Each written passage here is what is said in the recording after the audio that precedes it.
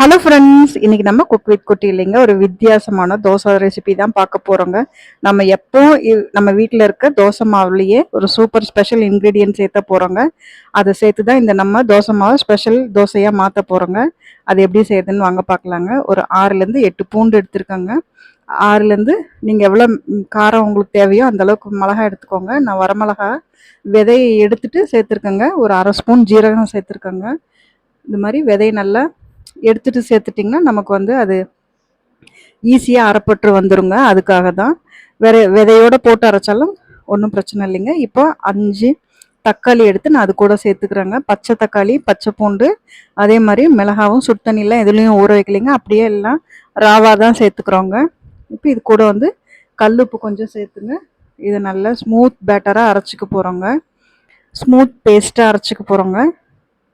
இப்போ இந்த தக்காளி பேஸ்ட்டை வந்து நம்ம யூஷுவல் மாவு இருக்கு இல்லைங்களா, அந்த மாவில் கலந்து தோசை சுட போகிறோங்க. அதுதான் இந்த ஸ்பெஷல் தோசைங்க. நீங்கள் இப்படி ஒரு தடவை தோசை செஞ்சு பாருங்கள். அப்புறம் இந்த தோசையை தான் கேட்பாங்க.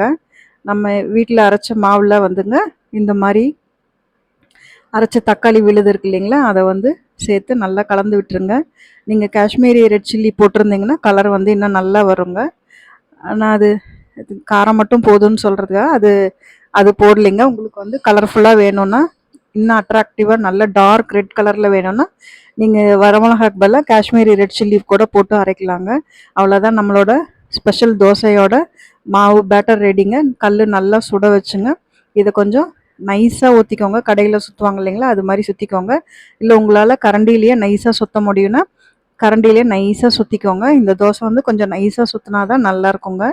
அதனால் நல்லெண்ணெயோ இல்லை கடலெண்ணெயோ ஏதோ ஒன்றுங்க மேலே வந்து நல்லா கொஞ்சம் எண்ணெய் தாராளமாக விட்டுங்க.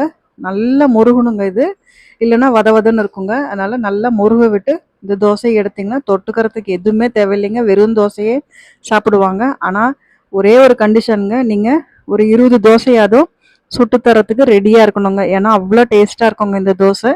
கண்டிப்பாக நீங்கள் ட்ரை பண்ணி பாருங்கள். கிறிஸ்பாக அதுவும் மொறுன்னு இந்த பூண்டு வரமிளகாவோட நீங்கள் வேணால் கொஞ்சம் கொத்தமல்லியும் கருவேப்பிலையும் கூட கட் பண்ணி போட்டு சேர்த்துக்கலாங்க. அப்படி ஒரு டேஸ்ட்டில் இருக்குங்க. கண்டிப்பாக இந்த ரெசிபியை வந்து நீங்கள் ட்ரை பண்ணி பாருங்கள். நாங்கள் இது இன்றைக்கி தண்ணி சட்னியோட தான் சேர்த்து சாப்பிட்டோங்க. அவ்வளோ ஒரு டேஸ்ட்டுங்க. கண்டிப்பாக நீங்களும் இந்த தோசையை ட்ரை பண்ணி பார்த்துட்டு எப்படி வந்ததுன்னு கமெண்ட்ஸில் சொல்லுங்கள். தேங்க்ஸ் ஃபார் வாட்சிங். தேங்க்யூ.